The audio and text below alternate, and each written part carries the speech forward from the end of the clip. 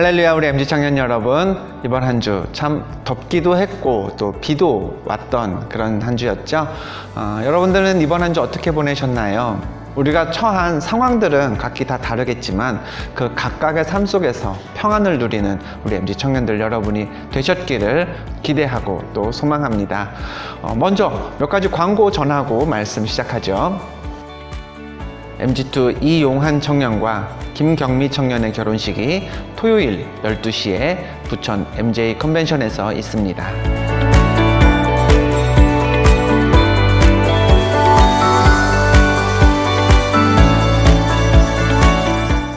싱싱청년 7월호가 나왔습니다.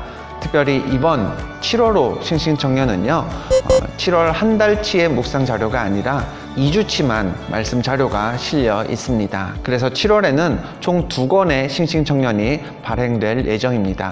그 1권 볼륨 1이라고 표기가 되어 있는데요. 교회에 오셔서 받으실 분은 꼭 챙겨주시고요. 혹시 교회에 오시지 못해서 이 영상으로 이제 싱싱청년 소식을 접하신 분들은 저에게 연락 주시면 우편으로 발송해 드리도록, 혹은 기회가 된다면 직접 댁으로 가져다 드리도록 하겠습니다. 이번 주부터 새로운 MG의 프로그램이 영상으로 제작되어서 유튜브에 올라올 예정입니다. MG의 영상신방, 너의 믿음을 플렉스해봐 라는 프로그램인데요. 일주일에 한 번 정도 여러분과 만나게 될 예정입니다. 특별히 이번 주에는요, 첫 회 기념으로 이벤트가 있습니다. 영상이 업로드 될 때 영상을 잘 보시고 또 이벤트에도 참여하셔서 선물도 받아가시는 MG들이 많이 계셨으면 좋겠네요.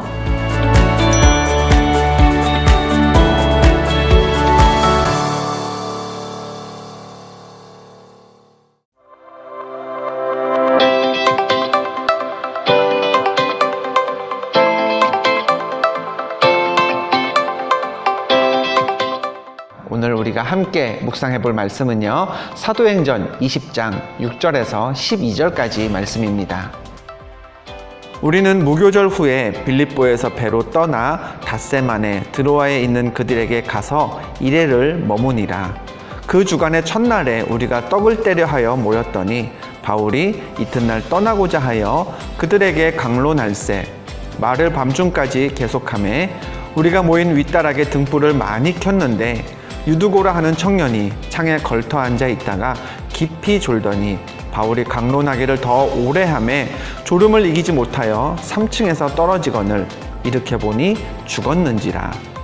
바울이 내려가서 그 위에 엎드려 그 몸을 안고 말하되 떠들지 말라, 생명이 그에게 있다 하고 올라가 떡을 떼어 먹고 오랫동안 곧 날이 새기까지 이야기하고 떠나니라. 사람들이 살아난 청년을 데리고 가서 적지 않게 위로를 받았더라. 아멘. 이번 한 달, 사실은 지난 5월 달부터죠, 우리는 기도에 대한 말씀을 계속해서 나누어 왔습니다. 그리고 2달 동안 말씀으로 들어온 그 기도에 대해서 오늘 마지막으로 이제 결론을 짓고 이제 다음 7월을 또 준비하는 시간이 저와 여러분에게 되었으면 좋겠네요. 오늘 말씀의 배경은요, 사도 바울이 전도 여행을, 복음을 전하러 세계 곳곳을 다니던 때입니다. 복음을 전하기 위해 빌립보라는 곳에 있었던 바울이 드로아라는 곳으로 가려고 마음먹고 있을 때였습니다. 본문 6절은요, 그런 바울의 여정을 소개하고 있습니다. 우리는 무교절 후에 빌립보에서 배로 떠나 닷새만에 드로아에 있는 그들에게 가서 이레를 머무니라. 바울이요, 배로 빌립보에서 드로아까지 이동했습니다. 뭘 타고요? 배를 타고 이동했죠. 여러분, 만약에 누군가 교회로 올 때 부천역까지 지하철을 타고 왔다가 교회까지 걸어왔습니다 라고 이야기를 한다면 그 소요 시간에 대해서는 구체적으로 말하지 않아도 대충 거기서 여기까지 걸어왔으면 10분에서 15분 정도 걸렸겠지 하고 생각하실 겁니다. 그런데 저는 부천역에서 교회까지 걸어오는데 한 2시간 걸렸어요 라고 한다면 어떻겠습니까? 무슨 그런 말도 안 되는 얘기를, 그쵸? 2시간이 걸릴 거리가 아닌데요. 중간에 무슨 일이 있었나? 아니면 어딜 들렀다 왔나? 라고 생각하게 될 겁니다. 추가적인 질문을 더 던지게 되겠죠. 오늘 말씀도요, 그런 관점에서 볼 필요가 있습니다. 여러분의 이해를 돕기 위해 지도를 하나 보여드리죠. 자, 위쪽에 빌립보라는 도시가 있고요. 바다 에게해를 건너서 드로아라는 도시가 터키 지역에 있습니다. 바울은 이 위쪽, 북쪽에 있는 빌립보를 출발해서 아래쪽, 남쪽에 있는 드로아로 이동하려고 했습니다. 이 두 장소를, 이 두 도시를 배로 이동한다고 쳤을 때 이동 거리는 약 450km 정도로 측정됩니다. 대략 인천에서 제주도 정도의 거리라고 생각하면 되겠죠. 2000년 전에 바울 시대에 이동했다 해도요, 넉넉하게 한 이틀 정도면 아주 넉넉하게 갈 수 있는 거리였습니다. 그런데 성경은 뭐라고 했나요?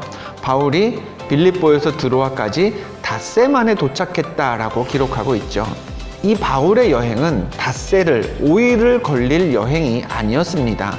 5일은커녕 한 이틀이면 올 거리를 닷새나 걸렸다? 이건 정상적인 여행이 아니었다라는 이야기입니다. 성경이 왜 닷새나 걸렸는지 구체적으로 기록하고 있지는 않지만요, 그 기간을 통해 추정해 보건대 분명히 풍랑을 중간에 만났다던가 아니면 배가 고장이 났다든가 무슨 일이 있었음이 틀림없습니다. 문제는요, 당시에 바울이 그런 사고가 생겨서 여행이 지체돼도 괜찮을 만큼 여유로운 상황은 아니었다라는 점입니다. 사도행전 20장 16절 말씀을 참고로 볼까요? 바울이 아시아에서 지체하지 않기 위하여 에베소를 지나 배 타고 가기로 작정하였으니 이는 될 수 있는 대로 오순절 안에 예루살렘에 이르려고 급히 감이러라. 바울이 지금 하고 있는 여행의 목적지가 있었습니다. 예루살렘이죠. 거기 예루살렘에 언제까지 가려고 했다고요? 오순절까지 가려고 했습니다. 바울에게는요, 목적지와 그곳에 가야 할 시간이 명확하게 세팅되어 있었습니다. 그런데 조금 전에 보았던 16절 말씀에 바울이 급히 갔다라는 구절이 있는 것으로 봐서요, 바울은 오순절에 예루살렘까지 가는 데에 그렇게 일정이 여유 있지가 않았습니다. 그런 상황에서 지금 드로아에서 빌립보까지 닷새가 걸렸는데 또 이어지는 성경의 구절은 바울이 그렇게 닷새 만에 도착한 드로아에서 1회 동안 7일 동안 머물러 있었다라고 기록했습니다. 아니, 급한데 왜 또 드로아라는 곳에서 일주일이나 머물렀을까요? 한번 생각해 보죠. 이틀이면 갈 거리를 고생하면서, 무슨 일인지는 모르지만요, 고생하면서 5일 만에 겨우 도착했습니다. 풍랑을 만났을 수도 있고요, 배가 고장나서 오래됐을 수도 있고요. 어쨌든 바울은 그 여정을 통해서 굉장히 몸이 피로해 있었을 겁니다. 힘들었겠죠.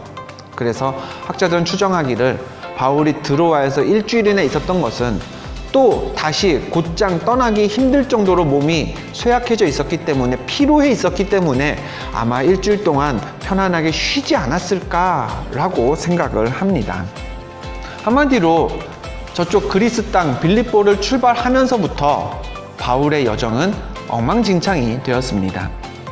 문제가 생겨서 이동 자체가 오래 걸리기도 했고요, 또 오래 걸렸기 때문에 예상보다 더 많이 쉬어야 했습니다. 그런 와중에 바울이 일주일을 쉬고요, 예루살렘으로 떠나기 전날에 바울은 무엇을 했을까요? 그 주간의 첫날에 우리가 떡을 떼려 하여 모였더니 바울이 이튿날 떠나고자 하여 그들에게 강론할세 말을 밤중까지 계속하매. 바울은 이 드로아를 떠나기 전날, 마지막 날 밤에 자기가 해야 될 일이 있었죠.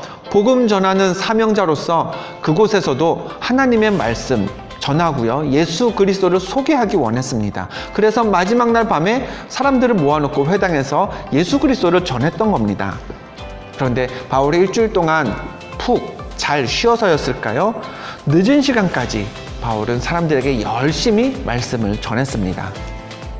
그런데요, 거기서도 사건이 터지고 말았습니다. 말씀 중에 유두고라는 청년이 말씀을 듣고 있다가 졸게 되었고요, 결국 3층 높이에서 떨어지는 사고가 발생했습니다. 그리고 성경은 그를 살펴보니 그가 죽었더라고 기록했죠. 자, 어땠을까요? 이 말씀 전하는 곳에서 이런 사고가 났다, 사망사고가 났다? 아마 분위기가 굉장히 뒤숭숭했을 겁니다. 바울도요, 말씀을 편안하게 전하기 힘들었을 겁니다. 그런데 이때 바울이 어떻게 했죠? 이미 숨을 거둔 것처럼 보이던 유두고를 안고요. 생명이 이 안에 있다라고 선포했더니 유두고가 다시 살아났습니다. 이어지는 본문 11절입니다. 올라가 떡을 떼어 먹고 오랫동안 곧 날이 새기까지 이야기하고 떠나니라.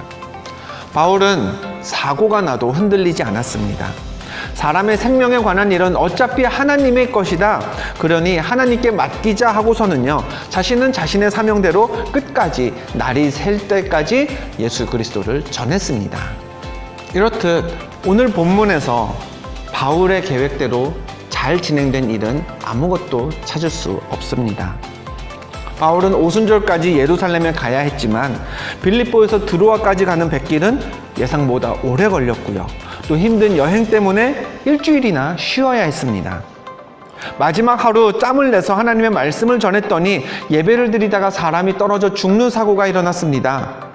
무슨 머피의 법칙도 아니고요. 우리가 이런 상황에 놓였다면 아니 내 인생은 도대체 왜 이래 하면서 신경질을 냈을 법도 한데 바울은 흔들리지도 않았고요. 낙심하지도 않았고요. 실망하지도 않았습니다. 쉬어야 할 땐 쉬었고 말씀 전해야 할 땐 전했습니다. 사명을 감당하기 위해 끝까지 최선 다했죠.